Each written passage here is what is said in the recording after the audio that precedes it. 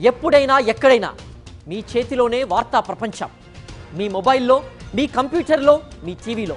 సాక్షి TV digital ప్రసారాల కోసం login అవ్వండి www.youtube.com/సాక్షి TV.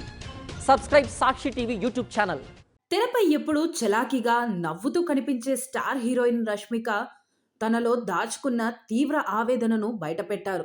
కొన్నేళ్లుగా తాను ఎదుర్కొంటున్న ఆన్లైన్ ద్వేషం, ట్రోలింగ్ గురించి మాట్లాడుతూ ఆమె కన్నీటి పర్యంతమయ్యారు.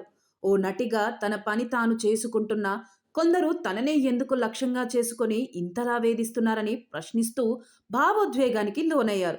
తన ఎదుగుదలను అడ్డుకోవాలనుకుంటున్నారని, డబ్బులిచ్చి మరీ ట్రోల్ చేయిస్తున్నారని మండిపడ్డారు.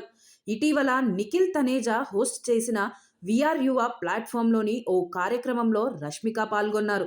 ఈ సందర్భంగా ఆమె మాట్లాడుతూ, గత కొన్ని సంవత్సరాలుగా నాపై తీవ్రమైన ద్వేషం ప్రదర్శిస్తున్నారు.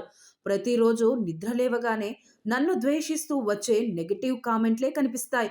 అందరికీ నేనే పంచ్ బ్యాగ్లా కనిపిస్తున్నానా? ఈ నొప్పిని నేను భరించలేకపోతున్నాను అంటూ కన్నీళ్లు పెట్టుకున్నారు.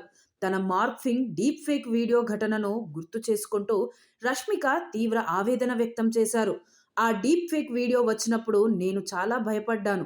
నాకంటే ఎక్కువగా నా కుటుంబ సభ్యులు, ముఖ్యంగా నా చెల్లెలు తీవ్ర ఆందోళనకు గురయ్యారు. నా కుటుంబంలో ఇలాంటివి చూసే అలవాటు ఎవరికీ లేదు. నా వల్ల వాళ్ళు భయపడటం నన్ను మరింత బాధించింది అని తెలిపారు.